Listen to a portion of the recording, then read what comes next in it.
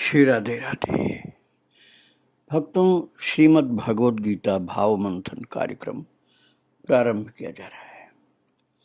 कल आप श्रवण कर रहे थे गीता जी के 15वें अध्याय के 5वें श्लोक को, जिसमें प्रभु ने अपने प्रिय भक्त शिष्य अर्जुन को बताया था कि परम पद रूप परमेश्वर को प्राप्त पुरुष के लक्षण क्या होते हैं। और प्रभु ने कहा था कि जिनका मान अर्थात अभिमान और मोह नष्ट हो गया है,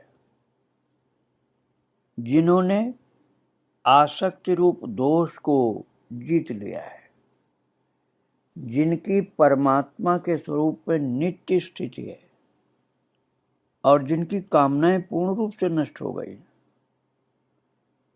वे सुख दुख नामक द्वंद्वों से विमुक्त ज्ञानी जन उस अविनाशी परम पद को प्राप्त होते हैं। तो इस बात को बताने के लिए जो श्लोक प्रभु ने 5वां श्लोक बोला था, आइए उसका पाठ करके फिर आज के पाठ में हम प्रवेश करें।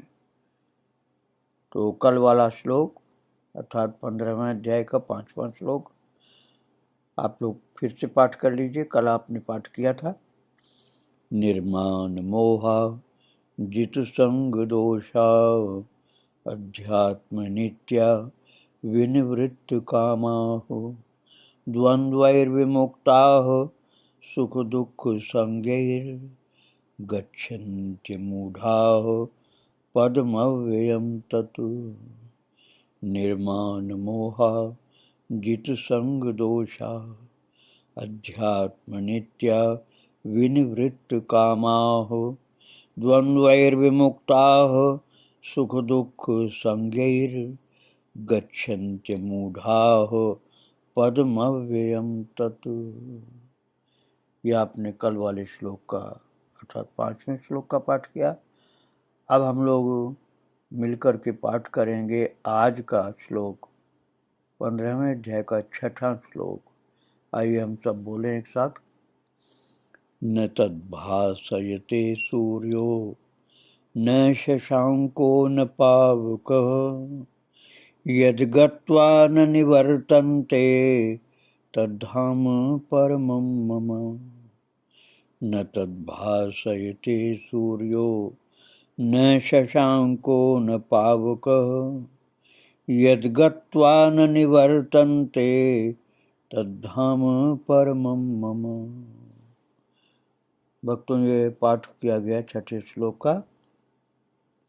अब इस 6ठे श्लोक के शब्दार्थ और भावार्थ में हम प्रवेश कर रहे हैं। प्रभु क्या कह रहे हैं इस श्लोक में? प्रभु बोल रहे हैं यत गत्वा न निवर्तन्ते तत् न सूर्य भासयते न शशांक न पावक तत् मम परमं धाम। अब आप समझ लीजिए कि भगवान का परम धाम कैसा होता है, जहाँ मुक्त जीवात्मा पहुंचता है। कल्पना से परे है भक्तों, और बुद्धि से भी परे। प्रभु ने जो बताया है अपने धाम का परिचय, उसको हम श्रद्धा पूर्वक श्रवण करें। समझ में तो पूरा आ नहीं सकता है, लेकिन श्रद्धा पूर्वक श्रवण करें और विश्वास पूर्वक उसे धारण करें।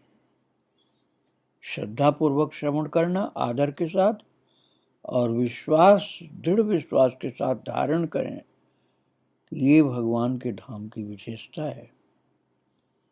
क्या विशेषता प्रभु बता रहे हैं? सावधानी से सुनिए। प्रभु कह रहे हैं न तद्भासयते सूर्यो न शशांको न पावकः यद्गत्वा न निवर्तन्ते तद्धाम परमं मम। भगवान का परम धाम। देखो यहाँ प्रभु ने प्रचलित नाम जो हैं भगवान के हैं वो भी शास्त्र सम्मत ही नाम। जैसे वैकुंठ, वैकुंठ नाम बोलो, साकेत धाम बोलो, वैकुंठ धाम, वैकुंठ धाम, साकेत धाम, गोलोक धाम, ये प्रसिद्ध भक्तों के मुख से उच्चरित होने वाले भगवत धाम का नाम है। साकेत राम जी के भक्त लोग बोलते हैं, गोलोक कन्हैया के भक्त लोग बोलते हैं, लक्ष्मी नारायण के भक्त लोग वैकुंठ बोलते हैं। और यहाँ प्रभु ने कौन सा धाम बोला? यद्गत्वा न निवर्तन्ते तद्धाम परमं मम। जहाँ जा करके न निवर्तन्ते, लौटकर संसार में वापस नहीं आते, तद्धाम परमं मम। प्रभु कह रहे हैं तत्मम परमम धाम, वो मेरा परम धाम है। परम का क्या मतलब हुआ? सर्वश्रेष्ठ, सर्वोच्च, सर्वाधिक महिमा वाला, सर्वाधिक दिव्यता वाला, सर्वाधिक कृपा वाला, सर्वाधिक विश्राम शांति वाला, सर्वाधिक प्रिय प्रभु का, भक्तों के लिए सर्वाधिक कल्याणकारी, वही परमम धाम। तद्धाम परमम मम, तत्मम परमम धाम, वही मेरा परम धाम। अब प्रभु के उस धाम की विशेषता, मैं तो यही कहूँगा कि आपको, जो आप साकेत राम के प्रेमी लोग साकेत मानते, वही आप समझिए परम धाम। वही साकेत ही परम धाम है।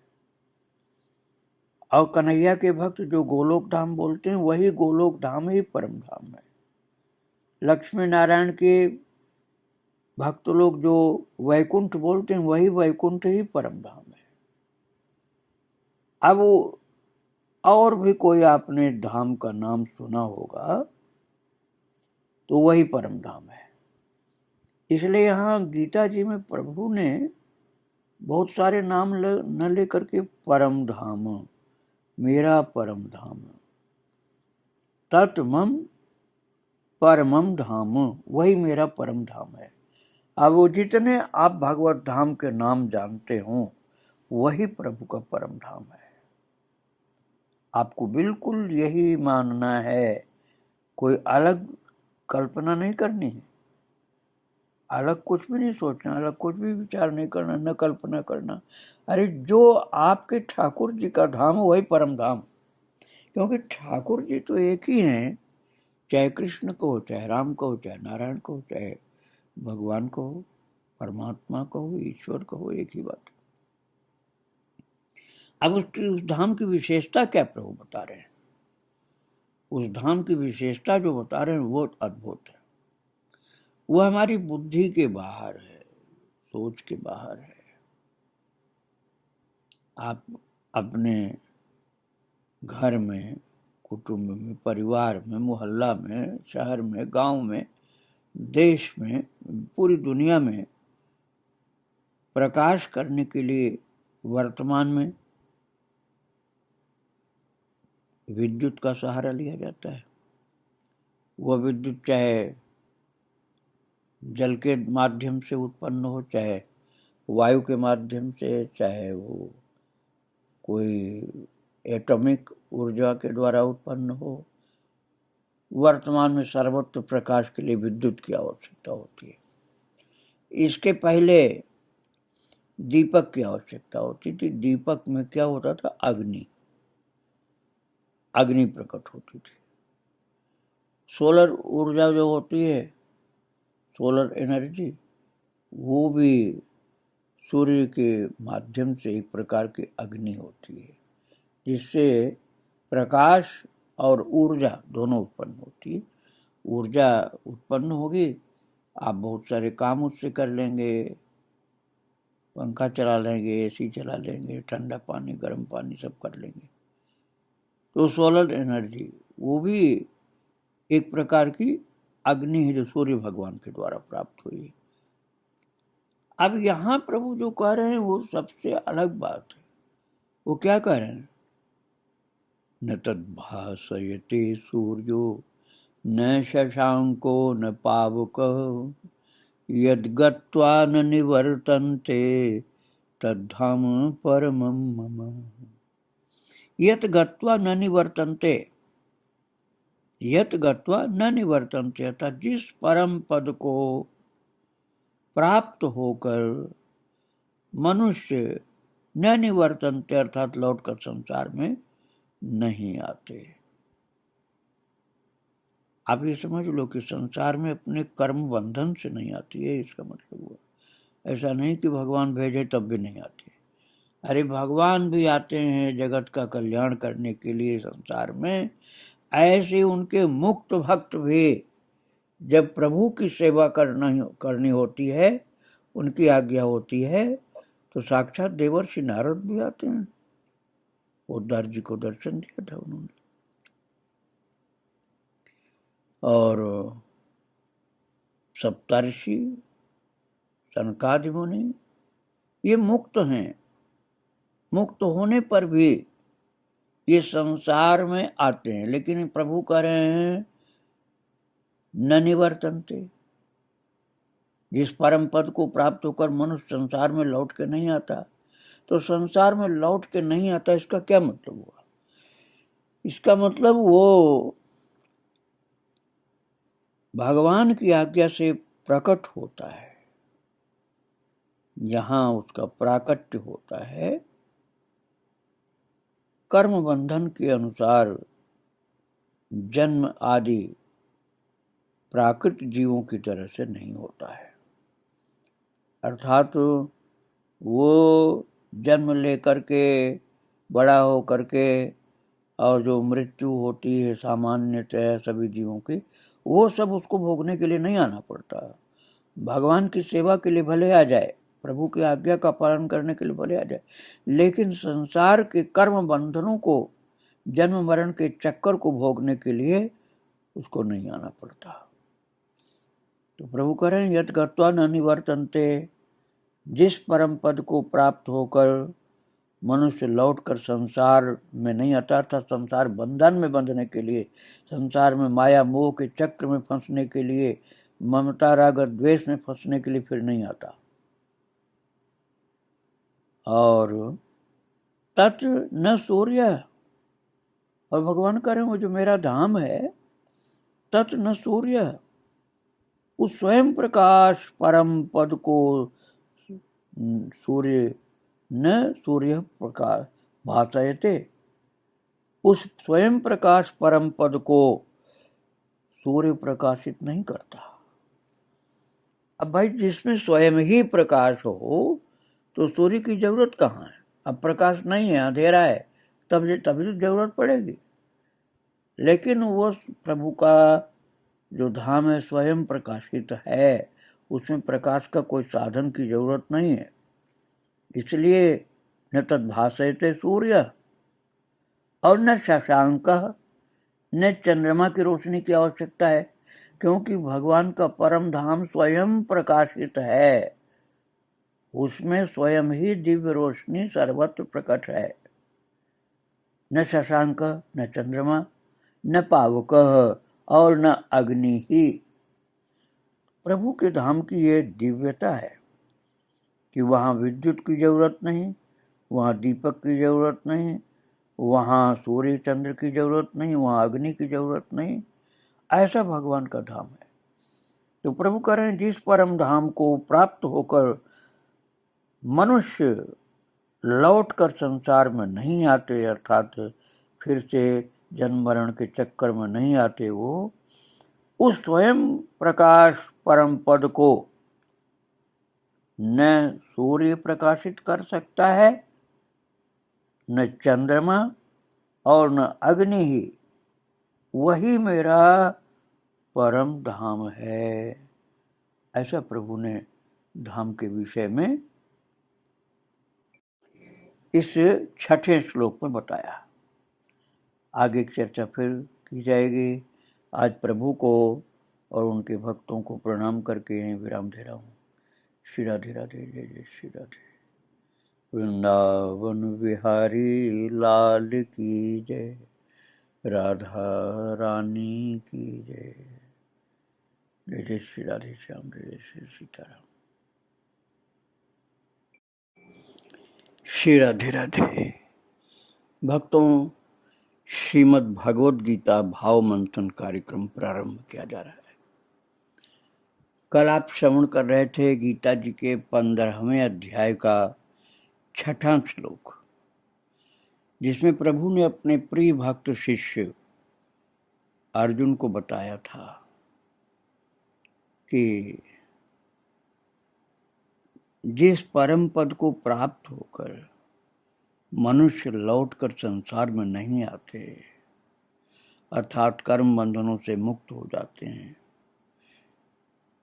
और जन्म मरण के चक्कर से मुक्त हो जाते हैं, उस स्वयं प्रकाश परम पद को न सूर्य प्रकाशित कर सकता है और न चंद्रमा और न अग्नि। वही मेरा परम धाम है। ऐसा प्रभु ने अपने परम धाम की बात अर्जुन को बताई। और ये बताने के लिए प्रभु ने जो श्लोक उच्चारण किया है वो 15वें अध्याय का 6वां श्लोक, जो आप कल पाठ कर चुके हैं। आइए फिर से पाठ करते हैं, फिर इसके बाद आज के पाठ में हम लोग चलेंगे।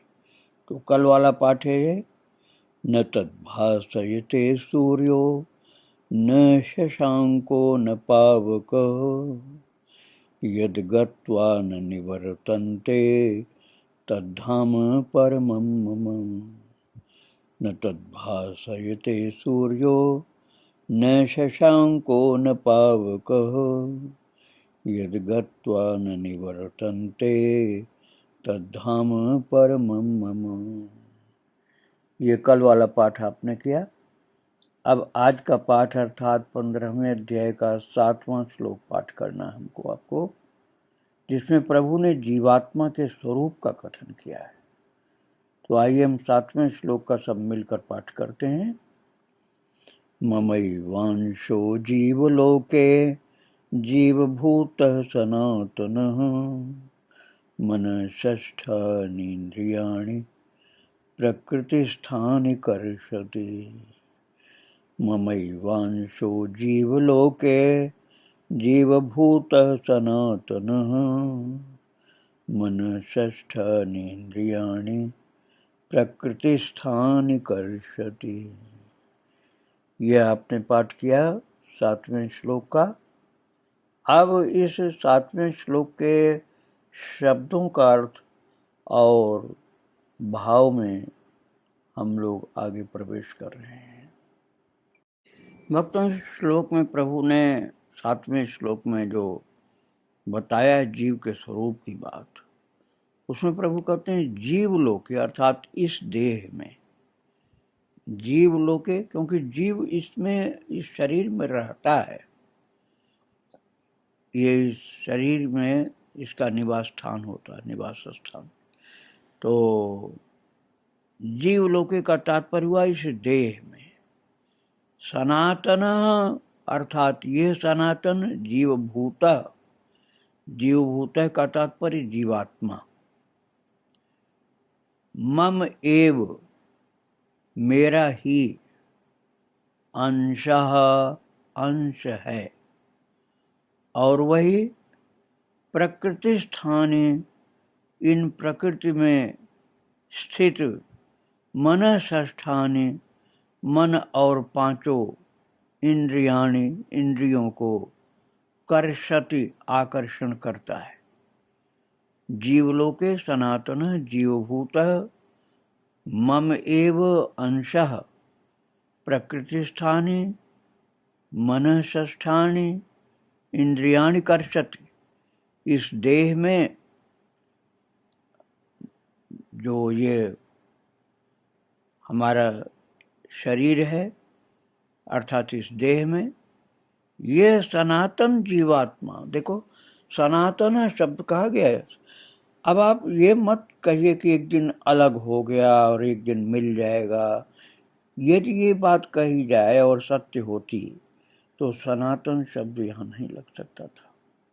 सनातन का मतलब जो भूतकाल में था, वर्तमान में है और आगे भी रहेगा, उसको कहते हैं सनातन। नहीं तो एक विशेष काल का हो जाता कि भूतकाल का या वर्तमान का या भविष्य का। और यहाँ प्रभु ने जीव के विषय में क्या कहा? सनातन है। सनातन का मतलब पहले भी था, जीव था पहले भी। जैसे अब जीव है, इससे पहले भी जीव था, अब भी जीव है, पहले भी जीव था, आगे भी जीव रहेगा। ये भगवान नहीं बन जाएगा। तो ये प्रभु कह रहे हैं जीव लोके सनातन, इस देह में ये सनातन जीवात्मा मेरा ही अंश है। प्रभु कहते हैं ये मेरा ही अंश है, कोई अलग चीज नहीं है। क्वालिटी में ये भगवान का ही एक छोटा सा स्वरूप है, भगवान का, अर्थात भगवान की जाति का।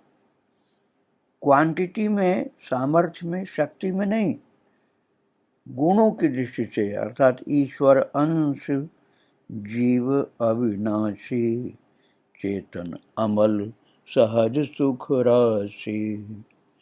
ये इस श्लोक का बिल्कुल सीधा अर्थ उत्तरकांड में जो बताया है तुलसीदास जी महाराज ने। ईश्वर अंश, जीव अविनाशी, चेतन अमल, सहज सुख राशि। ये ईश्वर का अंश है। प्रभु ने कहा ममई वांशो जीव लोके जीवभूत सनातन। भगवान यहाँ गीता जी के 7वें श्लोक में, 15वें अध्याय के 7वें श्लोक में कह रहे हैं ममई वांशो जीव लोके जीवभूत सनातन मनस्था इंद्रियाणि प्रकृति स्थानी कर सती। तो प्रभु ने अपना अंश बताया और यही बात मानस में कही गई, ईश्वर अंश, जीव अविनाशी, चेतन अमल, सहज सुख राशि। सहज सुख राशि है, ऐसा नहीं कि सुख कहीं से उसको खरीद के ले आना पड़ता है, किसी से मांगना पड़ता नहीं। बस उसको अपने स्वरूप का ज्ञान हो जाए तो सहज सुख राशि है। अपना वास्तविक स्वरूप का बोध हो जाए तो चेतन है वो, जड़ कुछ भी नहीं उसमें। अमल अर्थात निर्दोष, निष्कलंक, निर्मल है, पवित्र है। तो जो पवित्र है, निर्दोष है, निष्कलंक है, जड़ नहीं है, चेतन है, सहज सुख की राशि अर्थात आनंद स्वरूप है, जहाँ दुख का प्रवेश नहीं, वो है जीव, भगवान का अंश। अब देखिए, एक तो ये होता है कि हम भगवान के अंश हैं, अर्थात हम भगवान के सेवक हैं। हम भगवान के अंश का मतलब हम सेवक हैं और प्रभु हमारे स्वामी हैं। ये हमारा भक्ति वाला सिद्धांत। अब एक होता ज्ञान का सिद्धांत, उसको बोलते हैं अद्वैत सिद्धांत। उस अद्वैत सिद्धांत में जीव भगवान का अंश कैसे, वो भी आप समझ लीजिए, क्योंकि ज्ञान मार्ग में इस महत्ता को भी, इस सिद्धांत को भी स्वीकार किया जाता है, जिसे अद्वैत कहते हैं। उसमें यदि कहा जाएगा कि ईश्वर का अंश है जीव, तो उसको आप कैसे समझेंगे? जैसे विभाग रहित स्थित हुआ भी महाकाश घटों में पृथक पृथक की भांति प्रतीत होता है, वैसे ही सब भूतों में अर्थात प्राणियों में एक ही रूप से स्थित हुआ भी परमात्मा पृथक पृथक की भांति प्रतीत होता है। इसी से देह में स्थित जीवात्मा को भगवान ने अपना सनातन अंश कहा है। अब इस बात को ऐसे समझिए ना, जैसे अब महाकाश अर्थात विस्तृत आकाश, अब छोटे छोटे छोटे छोटे तमाम मटके रखे हैं, उनके अंदर भी आकाश है, उनके अंदर भी आकाश है, और वही आकाश, कोई अलग आकाश नहीं। बस ये है कि उसका एक आकार बना हुआ, वो अपने को सीमित समझ रहा है अथवा सीमित उसको देखा जा रहा है। तो जो सीमित देखा गया वो जीव हो गया, और जो असीमित हो गया वो जैसे आकाश वो परमात्मा हो गया। यह अद्वैत सिद्धांत। और द्वैत, विशिष्टाद्वैत, शुद्धाद्वैत, द्वैतोद्वैत, इन सब में वो महाकाश नहीं हुआ, वो उनका अंश अर्थात परमात्मा का अंश का मतलब हुआ सेवक, भगवान का पार्षद, सेवक, भक्त। ये हुआ जीवात्मा। जो भक्त हुआ, सेवक हुआ, जीवात्मा हुआ, और स्वामी हुए परमात्मा। अंश का मतलब यहाँ ये हुआ। सनातन सेवक है, सनातन प्रभु का प्रेमी भक्त है। तो इस देह में ये सनातन जीवात्मा मेरा ही अंश है, ये प्रभु ने कहा। अब अंश का भक्त यदि आप हैं तो आपको सनातन सेवक मानना होगा, समझना होगा। और आप ज्ञान मार्गी हैं तो जैसे घड़ा आकाश अपना अलग बनाकर रखता है, लेकिन घड़ा फूटते ही घड़े के अंदर का आकाश महाकाश में विलीन हो जाता है, ऐसे ही वो जीवात्मा शरीर छोड़ने के बाद परमात्मा में विलीन हो जाता है। ये अद्वैत सिद्धांत है। भक्ति में विलीन होने, भगवान में विलीन होने की बात नहीं, भगवान के पास पहुंचकर उनकी सेवा में संलग्न हो जाता है, उनका प्यारा सेवक उनके पास पहुंच जाता है। ये उसका सिद्धांत हुआ कि भगवान का अंश है जीव। और प्रकृति स्थानी मनसस्थानी इंद्रियाणि कर्षति, इन प्रकृति में स्थित मन और पांचों इंद्रियों को आकर्षण करता है। जो ज्ञान इंद्रियां है ना, 5 ज्ञान इंद्रियां, शब्द स्पर्श रूप रस गंध जिसके विषय हैं, तो इन ज्ञानेंद्रियों के शब्द अर्थात श्रवण, स्पर्श अर्थात छूना, शब्द स्पर्श रूप अर्थात सुंदरता को देखना, शब्द स्पर्श रूप रस अर्थात आस्वादन करना, और गंध, ये जो 5 इंद्रियों के विषय हैं, इन्हीं 5 इंद्रियों के विषयों के द्वारा ये प्रकृति में फंसा हुआ जीव मन, ये 5 इंद्रियों के साथ मन भी लगा रहता है। यदि मन न लगे, यदि मन का इसमें योग नहीं हो, तो ये 5 इंद्रियां जीव को बांध नहीं सकती। मन एव मनुष्याणाम कारणम बंध मोक्षयो, मन एव मनुष्याणाम कारणम बंध मोक्षयो, मन ही जीव के बंधन का कारण है और जीव के मोक्ष का कारण है। यदि वो भगवान में लग गया तो मोक्ष का कारण बन गया, और यदि वो संसार में लग गया अर्थात प्रकृति में लग गया तो बंधन का कारण हो गया। तो मन ही जीव के मोक्ष का कारण है, मन ही जीव के बंधन का कारण है। भगवान में लगा तो मोक्ष का कारण, संसार में लगा तो बंधन का कारण बन गया मन। और उनका वो फिर मन जो है, ये 5 ज्ञानेंद्रियों का जो विषय है, शब्द स्पर्श रूप रस गंध, इनके माध्यम से ही मन इन 5 ज्ञानेंद्रियों के 5 विषयों के माध्यम से प्रकृति में बंध जाता है। और यदि इन विषयों को अर्थात शब्द, भगवान की कीर्तन भजन की बात सुने, संसार की तरफ के आकर्षण वाले शब्दों की अर्थात सांसारिक विषय वार्ता, सांसारिक जो गीत गायन, इसमें न लग करके वो परमात्मा के गीत गायन में लग जाए। स्पर्श अर्थात भगवान की चरण सेवा करे, संसार में न फंसे। शब्द स्पर्श रूप, भगवान के रूप का प्रेमी बन जाए, भगवान की झांकी का दर्शन करे, संसार के रूप का दर्शन न करे। और रस अर्थात भगवान के द्वारा रसास्वादित प्रसाद को ही केवल ग्रहण करे। और गंध अर्थात भगवान की सूंघी हुई तुलसी फूल को ही सूंघे, सेंट अलग से न लगाए, ठाकुर जी का प्रसाद ले। तो रूप रस गंध शब्द स्पर्श, इनके द्वारा वो संसार में जो फंस रहा था वो भगवान में ही पहुंच जाएगा, भगवान से जुड़ जाएगा। मन शब्द स्पर्श रूप रसगंध को यदि ईश्वरीय क्षेत्र में जोड़ दे तो वो भक्त हो गया, मुक्त हो गया। और संसार से जोड़ दिया शब्द स्पर्श रूप रसगंध को मन ने, तो वो संसार में जुड़ गया, अर्थात वो बद्ध हो गया। तो भगवान का अंश होने पर भी उसकी ये गति होती, कभी कोई फंस जाता है, कोई मुक्त भी हो जाता है। ये आपने 7वें श्लोक को श्रवण किया। आगे की अर्थात 8वें श्लोक की चर्चा कल की जाएगी। श्री राधे राधे। वृंदावन विहारी लाल की जय, राधा रानी की जय। प्रभु को और उनके भक्तों को बारंबार प्रणाम।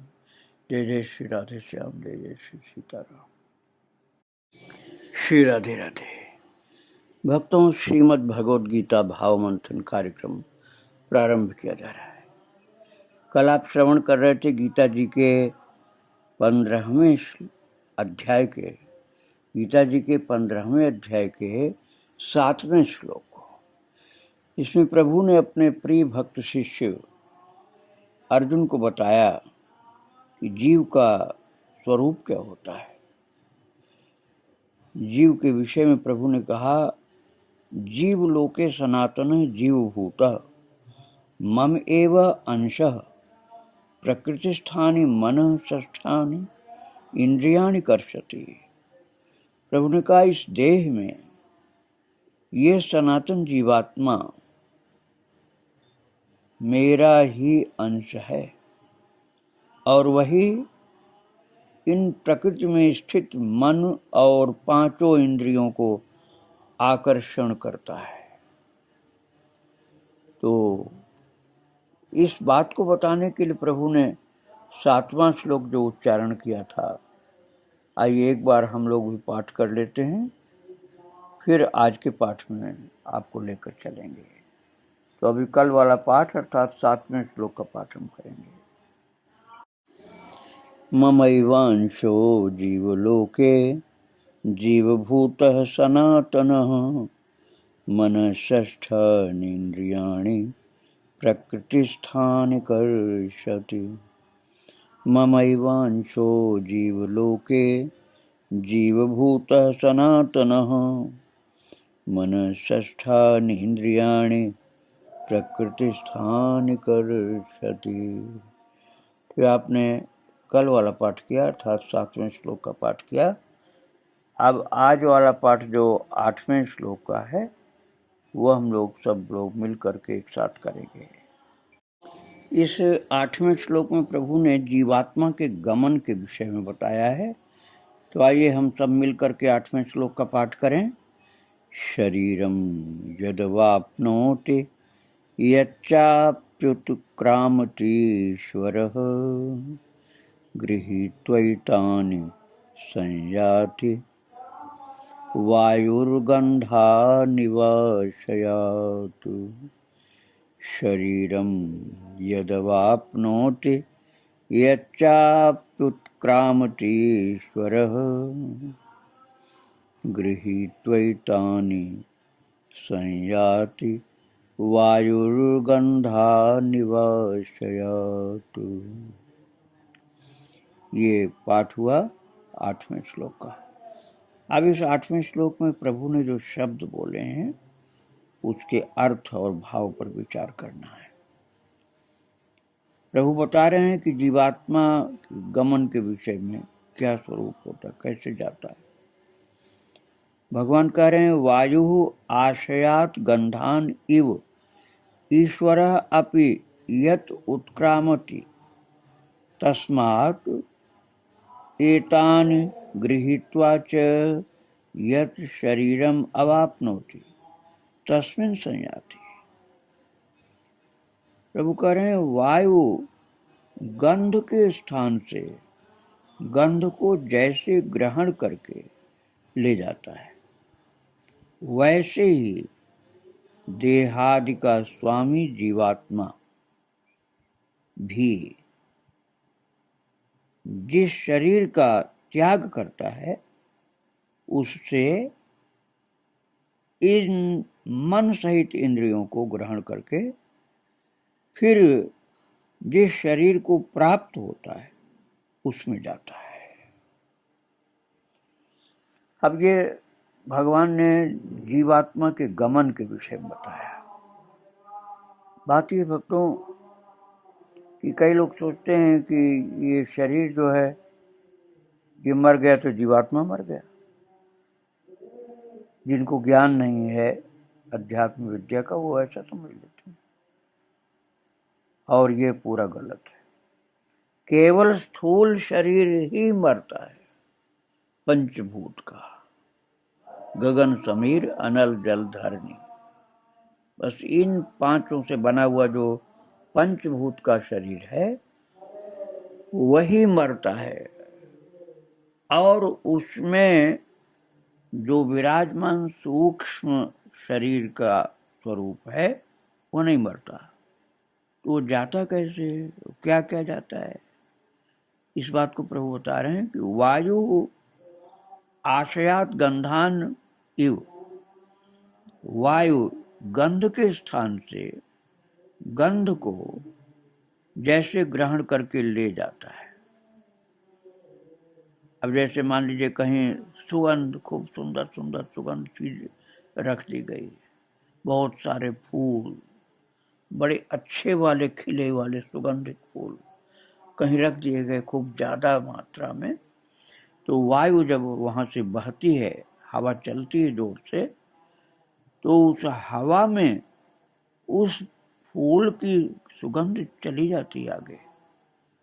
हवा तो दिखलाई नहीं पड़ती, सुगंध भी दिखलाई नहीं पड़ती, न हवा दिखलाई पड़ती न सुगंध दिखलाई पड़ती, और वो सुगंध पुष्प के अंदर से बाहर चलती हुई वायु के माध्यम से चलती हुई चली जाती है। तो फूल कहीं है, सुगंध कहीं पहुंच जाती है, फिर सूंघने वाला कटारी, बड़ी सुंदर सुगंध आई, यहाँ तो कोई चीज है नहीं, लगता है कहीं से ये फूल की सुगंध आई। तो वायु गंध के स्थान से अर्थात सुगंध के स्थान से जैसे गंध को अर्थात उसके सुगंध को जैसे ग्रहण करके वायु ले जाता है, वैसे ही देहादि का स्वामी जीवात्मा भी जिस शरीर का त्याग करता है, पंचभूत वाले शरीर का त्याग कर दिया, अब उससे वो जीवात्मा, क्योंकि जीवात्मा तो मरता नहीं, शरीर मर गया, जीवात्मा तो जिंदा है, तो वो जाता है जब जीवात्मा इस मरे हुए शरीर को छोड़ करके, तो क्या क्या लेके जाता है, वो एतानी अर्थात इन मन सहित इंद्रियों को, सूक्ष्म शरीर जिसकी चर्चा मैं कई बार कर चुका हूँ आपसे, पंच ज्ञानेन्द्रियां, पंच कर्मेंद्रियां, मन बुद्धि चित्त अहंकार और तन्मात्राएं, शब्द स्पर्श रूप रस गंध, इन सब सूक्ष्म शरीर को लेकर के जीवात्मा चला जाता है। जीवात्मा इन सूक्ष्म शरीर को इस पंचभूत वाले शरीर से लेकर के चला जाता है, और पंचभूत का शरीर यहाँ मरा हुआ पड़ा रह जाता है।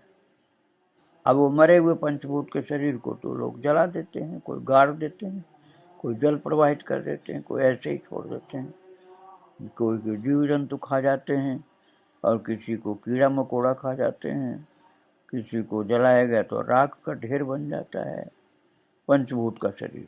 लेकिन जो सूक्ष्म शरीर था वो, क्योंकि मैंने अभी बताया आपको, वो चला जाता जीवात्मा के साथ, और वो फिर से जीवात्मा जिस शरीर में पहुंचता है, उस शरीर में पिछले शरीर का था, पिछले जन्म वाले शरीर का वो सूक्ष्म शरीर का तत्व चला जाता है, मन वही रहेगा, बुद्धि चित्त अहंकार शब्द स्पर्श रूप रसगंध, पंच कर्मेंद्रियां, पंच ज्ञानेन्द्रियां, ये उसके सब चले जाते हैं, और पिछले जन्म में जैसा स्वभाव था वैसा ही फिर से उसका चालू हो जाता है, क्योंकि केवल पंचभूत का शरीर ही तो नहीं आया और सब कुछ आ गया उसका। जो दिखाई नहीं पड़ता वो सब आ गया, दिखाई पड़ने वाला शरीर नहीं आया। तो इन मन सहित इंद्रियों को ग्रहण करके कौन? जीवात्मा। जीवात्मा इन मन सहित सब इंद्रियों को अर्थात सूक्ष्म शरीर को ग्रहण करके फिर जिस शरीर को प्राप्त होता है, अर्थात पहला वाला शरीर तो मर गया, अब जिस शरीर में वो जाता है, जो शरीर माता के पेट से पैदा हो रहा है, तो पैदा होने के पहले उस शरीर में वो चला जाता है जीवात्मा, सूक्ष्म शरीर को लिए हुए।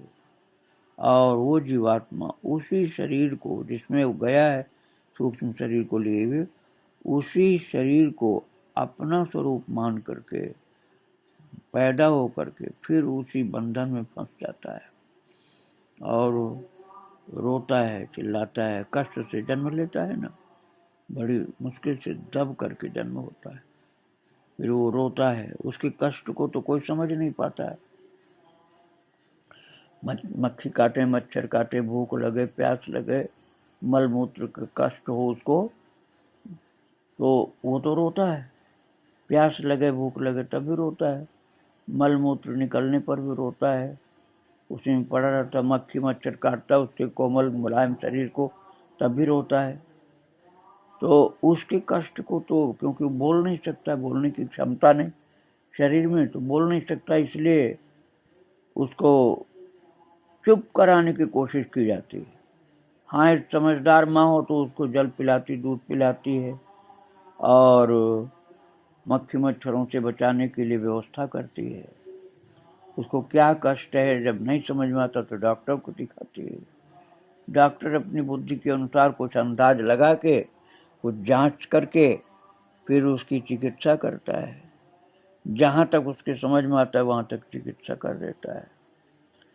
और इस प्रकार से वो चाहे कितना ही बड़ा पहलवान रहा हो, शक्तिधारी रहा हो, ज्ञानी पुरुष हो, वो ज्ञानी पुरुष रहा हो, लेकिन वो शरीर में बद्ध हो गया, अब शरीर उसका कष्ट पाता है। तो अब वो पहुंच गया, अब अपने को वही शरीर मान लिया जिस शरीर में पहुंचा है जीवात्मा।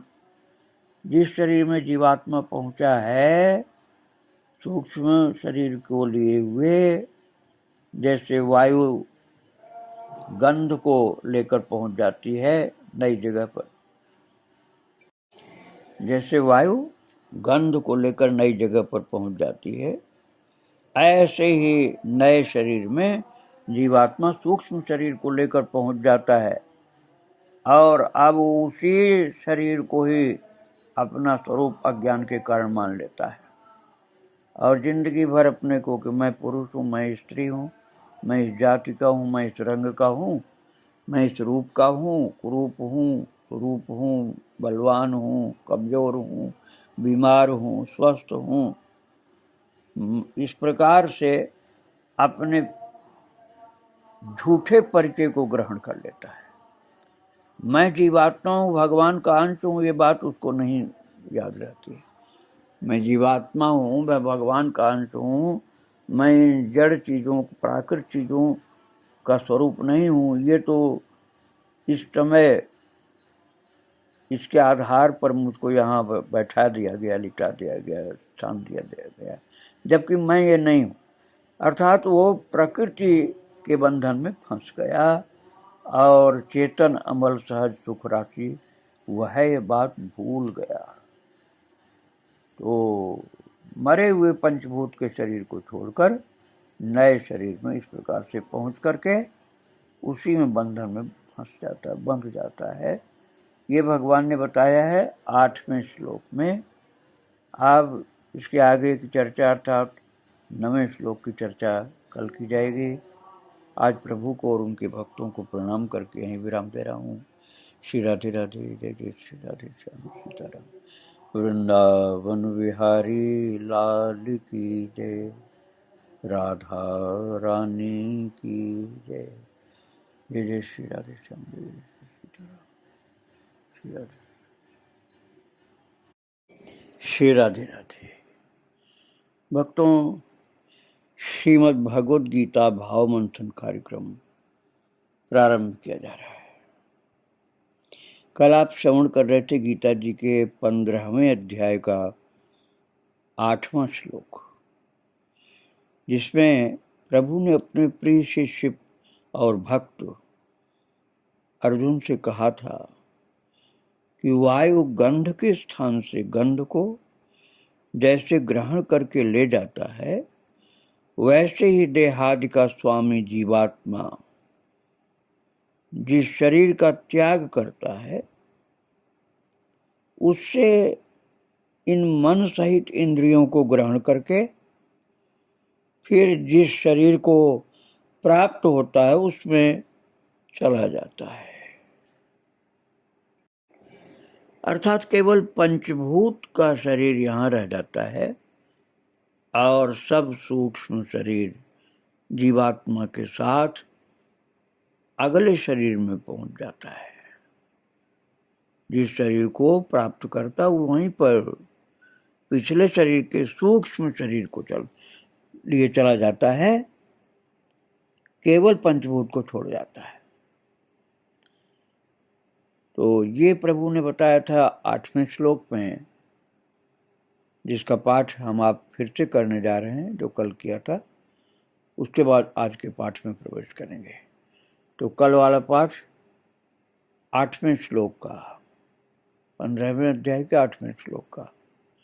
शरीरम यदवाप्नोति यच्चाप्युत्क्रामति ईश्वरः गृहीत्वैतानि संयाति वायुर्गन्धानिवाशयातु।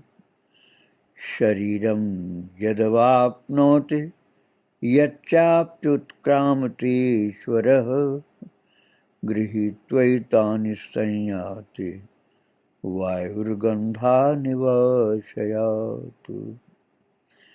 अब ये कल वाला पाठ हो गया। अब आज का पाठ हम फिर से अर्थात आगे बढ़ रहे हैं आज का पाठ करने के लिए। तो आइए हम सब मिल करके आज का पाठ अर्थात 9वें श्लोक का पाठ करें। श्रोत्रम चक्षुः स्पर्शनम च रसनम घ्राणमेव च अधिष्ठाय मनश्चायं विषयानुपसेवते।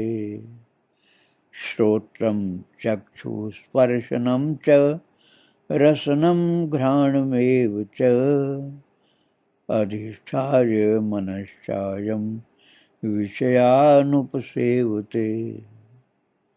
यह आपने 9वें श्लोक का पाठ किया। इसी श्लोक में प्रभु जो शब्द उच्चारण कर रहे हैं, बोल रहे हैं, उसका अर्थ और फिर भावार्थ में हम लोग चलेंगे।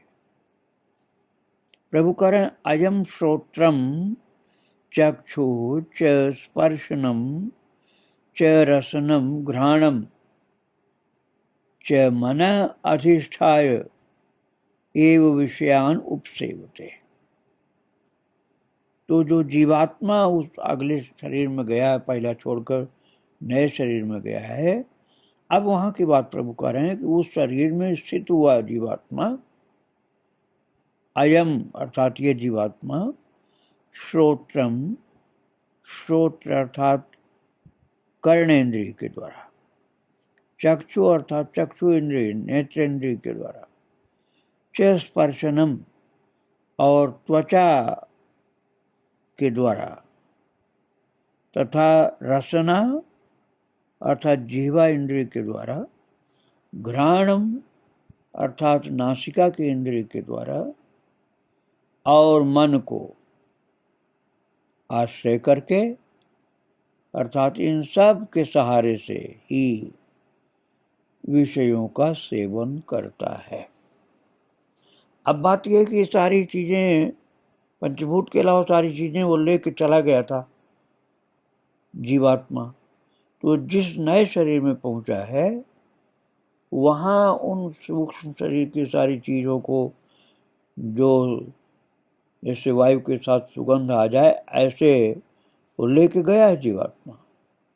तो अब इन्हीं चीजों के द्वारा वही जो पंच कर्मेंद्रियां, पंच ज्ञानेंद्रियां और जो आपको अंतःकरण चतुष्ट तन्मात्राएं, उनके द्वारा विषयों का सेवन करता है और विषयों के सेवन में ही मतवाला रहता है।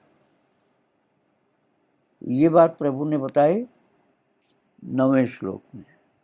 आइए हम 10वें श्लोक का पाठ करें। उत्क्रामन्तं स्थितं वापि भुञ्जानं वा गुणान्वितं विमूढा नानुपश्यन्ति पश्यन्ति ज्ञानचक्षुषः। उत्क्रामन्तं स्थितं वापि भुञ्जानं वा गुणान्वितं विमूढा नानुपश्यन्ति पश्यन्ति ज्ञानचक्षुषः। ये 10वें श्लोक का पाठ आपने किया। अब इस 10वें श्लोक में प्रभु क्या कर रहे हैं? अपने प्रिय भक्त शिष्य अर्जुन से आइए उसका अध्ययन करें। प्रभु कह रहे हैं उत्क्रामन्तं वा स्थितं वा भुञ्जानं गुणान्वितं अपि विमूढा न अनुपश्यन्ति ज्ञानचक्षुषः पश्यन्ति। ये प्रभु ने कहा है। अब इन शब्दों का शब्दार्थ और भावार्थ सुनिए आप। उत्क्रामंतम, उत्क्रामंतम का क्या अर्थ होता है? शरीर को छोड़कर जाते हुए को। कौन जा रहा है शरीर को छोड़कर? जीवात्मा जा रहा है और उसके साथ उसका सूक्ष्म शरीर जा रहा है। केवल पंचभूत ही छोड़ा और सब जा रहा है। जैसे सूक्ष्म रूप से उसकी कर्मेंद्रियां, ज्ञानेंद्रियां, अंतःकरण चतुष्ट और तन्मात्राएं और विशेष रूप से मन भोग करता है और इन सबको सहायक बना लेता है वो अपने साथ। तो शरीर को छोड़कर जाते हुए उत्क्रामंतम वा स्थितम, अथवा शरीर में स्थित हुए को, वा भुंजानम, अथवा विषयों को भोगते हुए को। जीवात्मा भोगता है इन चीजों के माध्यम से विषय को। तो शरीर को छोड़कर जाता हुआ जीवात्मा या शरीर में स्थित हुआ जीवात्मा विषयों को भोगते हुए इस प्रकार तीनों गुणों से युक्त हुए को अपने पूर्व संस्कारों के अनुसार वो सात्विक गुण में स्थित होकर भी भोगता है विषय, रजोगुण में स्थित होकर भी भोगता है और तमोगुण में स्थित होकर भी भोगता है। तो इन तीनों गुणों से युक्त हुए को भी अज्ञानी जन नहीं जानते। अर्थात अज्ञान में पड़ा हुआ प्राणी ये नहीं जान पाता है कि शरीर के इन अवयवों के द्वारा, अवयव मतलब ये सूक्ष्म शरीर के द्वारा, ये जीवात्मा शरीर को छोड़कर चला गया, पुराना छोड़ा नए में जा रहा है, ये वो नहीं देख पाता। कौन? अज्ञानी जन। अज्ञानी जन नहीं देख पाता है कि एक शरीर को छोड़कर दूसरे में जा रहा है अथवा शरीर में स्थित होकर के विषय भोग रहा है और इन तीनों से गुणों से युक्त हुआ विषयों के भोगने में लगा हुआ, यह अज्ञानी जन नहीं जानते। तो कौन जानता है? केवल ज्ञानी जन ही जान पाते हैं किस प्रकार से ये जा रहा है और भोग रहा है। ज्ञान रूप नेत्रों वाले विवेकशील जो ज्ञानी होते हैं, इनका विवेक उत्तम कोटि का होता है, वही पश्यन्ति, ज्ञान चक्षुषा पश्यन्ति। ज्ञान रूप नेत्रों वाले ही विवेकशील ज्ञानी जन तत्व से इस चीज को देख पाते हैं, जानते हैं। अब ये प्रभु आगे 11वां श्लोक बोलते हैं। आइए हम पाठ करें 11वें श्लोक का। यतन्तो योगिनश्चैनं पश्यन्त्यात्मन्यवस्थितं यतन्तोऽप्यकृतात्मानो नैनं पश्यन्त्य चेतसः। यतन्तो योगिनश्चैनं पश्यन्त्यात्मन्यवस्थितं यतन्तोऽप्यकृतात्मानो नैनं पश्यन्त्य चेतसः। प्रभु कह रहे हैं जो बताए ना पिछले श्लोक में अर्थात 10वें श्लोक में कि अज्ञानी जन नहीं सब देख पाते हैं जाते हुए भोगते हुए को, केवल ज्ञान रूप नेत्रों वाले विवेकी जन ही देख पाते हैं। क्यों? क्योंकि यतन्तः योगिनः आत्मनि अवस्थितम् एनं पश्यन्ति च अकृतात्मनः अचेतसः यतन्तः अपि एनं न पश्यन्ति। ये प्रभु ने कहा। तो इसका क्या भाव हुआ, क्या अर्थ हुआ? यतन्तः अर्थात यत्न करने वाले, योगिना योगी जन भी, आत्मनि अवस्थितम एनं पश्यन्ति, यत्न करने वाले योगी जन भी अपने हृदय में स्थित इस आत्मा को तत्व से जानते हैं। जो योगी जन है, अच्छे साधक है, उच्च कोटि के साधक हैं, वही अपने हृदय में स्थित इस आत्मा को तत्व से जानते हैं, जीवात्मा को।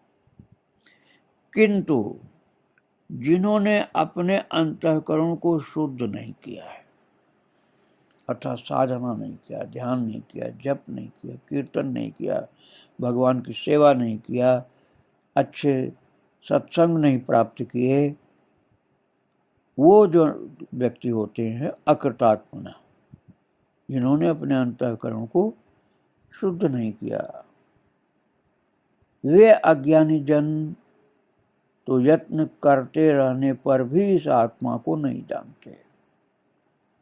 और जो योगी जन अपने हृदय में स्थित यत्न करने वाले जो हैं, योगी जन यत्न करने वाले जो है, साधना करने वाले, वो अपने हृदय में स्थित इस आत्मा को तत्व से जानते हैं। लेकिन जिन्होंने अपने अंतःकरण को शुद्ध नहीं किया, सत्कर्म नहीं किया, भक्ति नहीं किया, साधना नहीं किया, वे अज्ञानी जन तो यत्न करते रहने पर भी इस आत्मा को नहीं जानते हैं। पशु की तरह से जीवन बीत जाता उनका, अर्थात भगवान को जानते नहीं और महाराज मानते भी नहीं। कोई उनको बताए तो उसको मानते भी नहीं, अर्थात विश्वास भी नहीं करते। साधना करें तो जानते हैं, मानते हैं, देख भी पाते हैं, अनुभव भी कर पाते हैं। और साधना ही नहीं करें, कोई यत्न नहीं करें, कोई साधन नहीं करें, तो न तो देख पाते हैं, न जान पाते हैं, न मान पाते हैं। ये बात प्रभु ने 11वें श्लोक में बताई, 15वें अध्याय के 11वें श्लोक में। आगे वाला पाठ अर्थात 12वें श्लोक का पाठ हम कल करेंगे। अब प्रभु को और उनके भक्तों को प्रणाम करके यहीं विराम दिया जा रहा है। आगे की चर्चा कल होगी। वृंदावन बिहारी लाल की जय, राधा रानी की जय। जय जय श्री राधे श्याम, जय जय श्री सीताराम। श्री राधे श्री राधे राधे। भक्तों, श्रीमद् भगवद गीता भाव मंथन कार्यक्रम प्रारंभ किया जा रहा है। कल आप श्रवण कर रहे थे गीता जी के 15वें अध्याय के 11वें श्लोक को, जिसमें प्रभु ने बताया था अपने प्रिय भक्त शिष्य अर्जुन को कि शरीर को छोड़कर जाते हुए को, अथवा शरीर में स्थित हुए को, अथवा विषयों को भोगते हुए को, इस प्रकार तीनों गुणों से युक्त हुए को भी अज्ञानी जन नहीं जानते। केवल ज्ञान रूप नेत्रों वाले विवेकशील ज्ञानी ही तत्व से जानते हैं, क्योंकि यत्न करने वाले योगी जन भी अपने हृदय में स्थित इस आत्मा को तत्व से जानते हैं, किंतु जिन्होंने अपने अंतःकरण को शुद्ध नहीं किया है, अर्थात भक्ति के साधन नहीं जीवन में किए अपने, तो ऐसे अज्ञानी जन तो यत्न करते रहने पर भी इस आत्मा को नहीं जानते। ये प्रभु ने कहा था, जो आपने पाठ किया था 11वें श्लोक को, कल किया पाठ, आज फिर से पाठ करिए तो आगे हम आपको लेकर 12वें श्लोक में चलेंगे। तो 11वें श्लोक का पाठ किया जाए मेरे साथ। यतन्तो योगिनश्चैनं पश्यन्त्यात्मन्यवस्थितं यतन्तोऽप्यकृतात्मानो नैनं पश्यन्ति चेतसः। यतन्तो योगिनश्चैनं पश्यन्त्यात्मन्यवस्थितं यतन्तोऽप्यकृतात्मानो नैनं पश्यन्ति चेतसः। ये कल का पाठ आपने किया।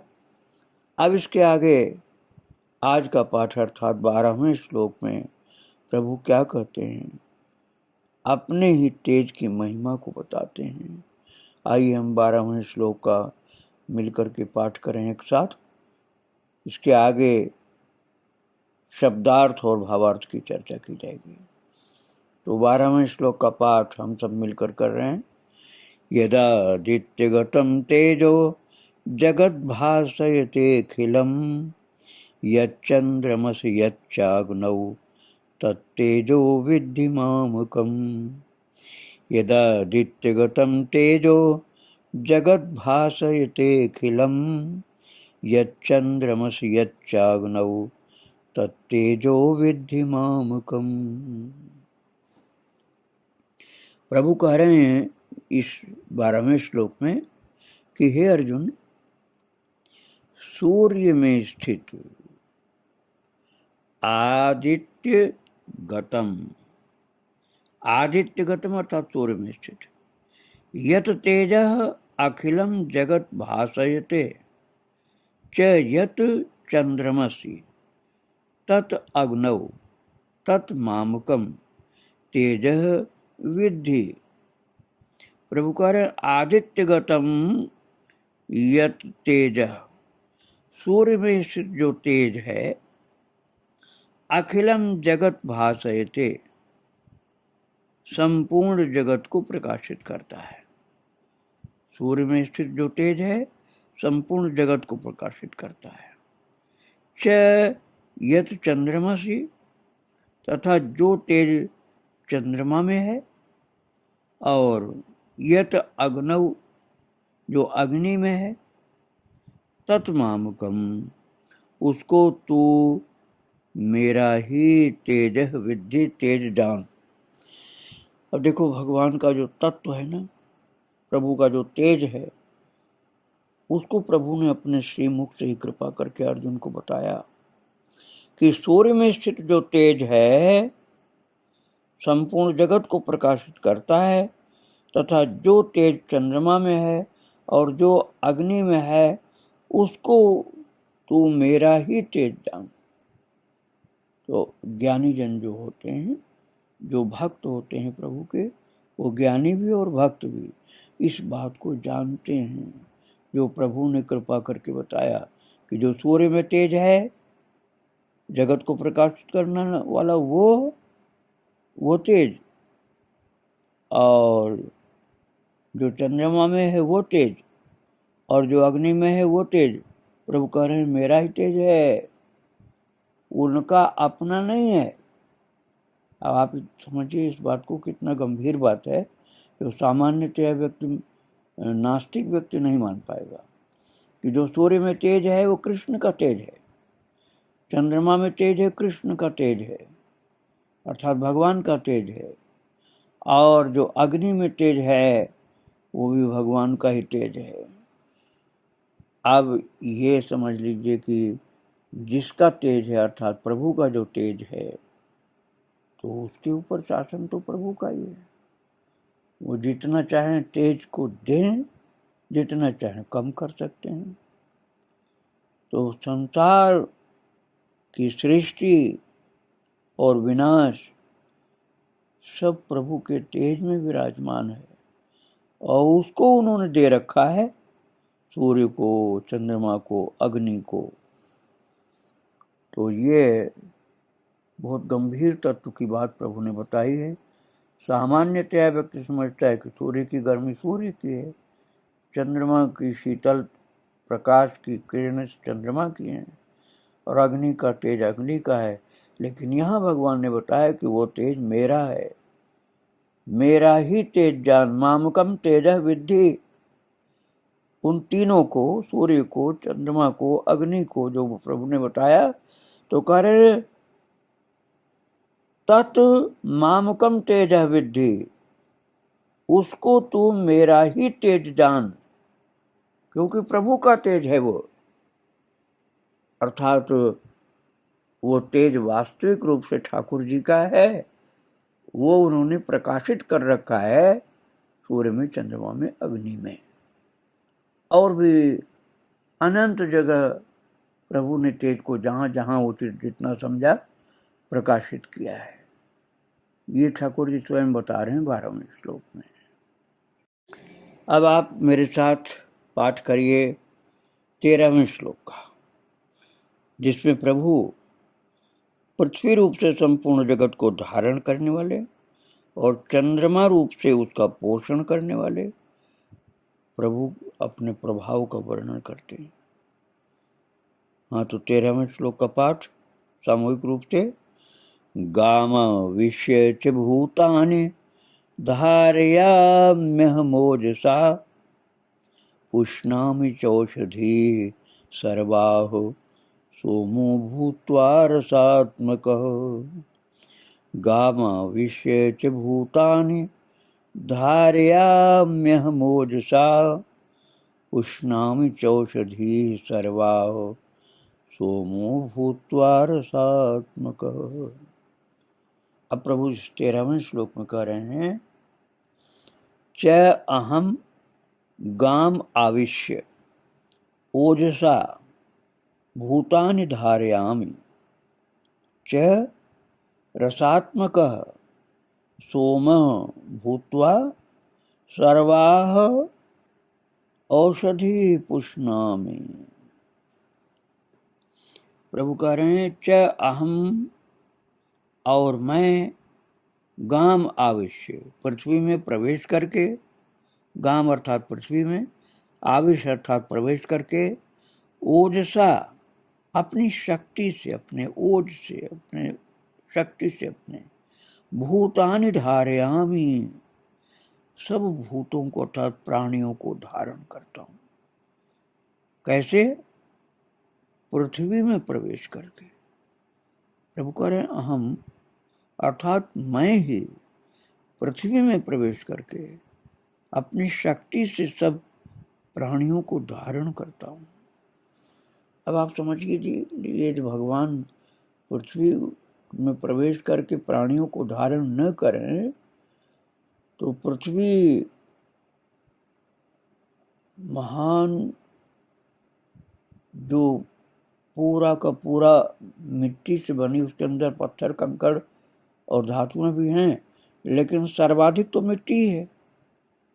तो मिट्टी का इतना विशाल जो डला है, कब के समुद्र में घुल चुका होता, और सब जीव समुद्र में समा गए होते।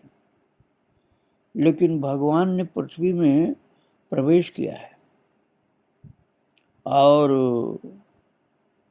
क्योंकि पृथ्वी को स्वयं ही तो प्रभु ने उद्धार किया था आसुरी आत्माओं से, जैसे हिरण्याक्ष से, जो पृथ्वी को चोरी कर रहा था, उससे मुक्त करा के पृथ्वी को प्रभु ने अपने शक्ति से, अर्थात अपनी शक्ति का प्रवेश करके पृथ्वी में प्रवेश करके अपनी शक्ति के द्वारा, अपनी शक्ति से सब प्राणियों को, पृथ्वी को धारण किया है। नहीं तो पृथ्वी रह नहीं सकती है, गल जाएगी, नष्ट हो जाएगी। ये ठाकुर जी स्वयं धारण कर रखे। जब भगवान को कष्ट होता है धरतीवासियों के आसुरी स्वभाव से परेशानी होती है, उनकी दैवी प्रकृति बिगड़ती है, आसुरी प्रकृति बढ़ती है, तब ठाकुर जी पृथ्वी को धारण किए हुए थोड़ा सा विचलित जैसे होते, दुखी होते हैं, तो उसमें कंप होने लग जाता है, जिसको भूकंप कहा जाता है। तो जो धरती को प्रभु ने प्रवेश करके धारण कर रखा है, स्वयं प्रभु कहते हैं कि मैं ही पृथ्वी में प्रवेश करके अपनी शक्ति से सब प्राणियों को धारण करता हूँ। तो इसका मतलब ये हुआ कि हम भगवान के यदि हो करके रहें, ठाकुर जी के, भगवान के, राम जी के, कृष्ण भगवान के, नारायण के हम सेवक बन करके उनके रहें, तो पृथ्वी को धारण करके, जब भगवान ने पृथ्वी में प्रवेश करके अपनी शक्ति सब भूतों को, प्राणियों को धारण किया है, तो वे हमारी सुरक्षा, हमारी सद्गति, हमारी सद्बुद्धि, इन सब को संभालेंगे। आगे कहते हैं प्रभु, और रसात्मक सोमः भूत्वा सर्वा औषधि पुष्णामि। प्रभु कह रहे हैं रसात्मक अर्थात रस स्वरूप अमृतमय सोमः भूत्वा, चंद्रमा की किरणों के द्वारा, चंद्रमा के तेज में प्रवेश, चंद्रमा में अपने तेज को प्रवेश करके चंद्रमा की किरणों के द्वारा सर्वा औषधि पुष्णामि, संपूर्ण औषधियों को अर्थात वनस्पतियों को पुष्ट करता हूँ। संपूर्ण औषधियों अर्थात संपूर्ण वनस्पतियों को औषधि तत्व से युक्त करता हूँ, औषधि तत्व से पुष्ट करता हूँ। तो ठाकुर जी पृथ्वी में अपना तेज प्रवेश करा के, स्वयं प्रवेश करके अपनी शक्ति से सब प्राणियों को धारण करते हैं, और प्राणियों के हित के लिए चंद्रमा में प्रवेश करके, चंद्रमा होकर, रसस्वरूप अमृतमय चंद्रमा होकर अपनी कृपा शक्ति को चंद्र किरणों के माध्यम बन करके, चंद्र किरणों में आधान करके औषधियों को अर्थात औषधि तत्व युक्त वनस्पतियों को पोषण करते हैं। जगत के कल्याण के लिए ठाकुर जी जो कार्य करते रहते हैं, उसका स्वयं भगवान ने विवरण अपने भक्त के सम्मुख किया है कि मेरी कृपा से इस तरह से पृथ्वी धारण की गई है, पृथ्वी के जीवों को धारण किया हुआ है, और उनकी सुरक्षा के लिए चंद्र किरणों को माध्यम बना करके संपूर्ण औषधियों को अर्थात वनस्पतियों को औषधि तत्व से पुष्ट करके धारण किए हैं। ये प्रभु ने 13वें श्लोक में बताया। अब 14वें श्लोक की चर्चा कल की जाएगी। आज प्रभु को और उनके भक्तों को प्रणाम करके यहीं विराम देता हूँ। श्री राधे राधे। वृंदावन बिहारी लाल की जय, राधा रानी की जय। जय जय श्री राधे श्याम, जय जय श्री सीताराम। श्री राधे राधे।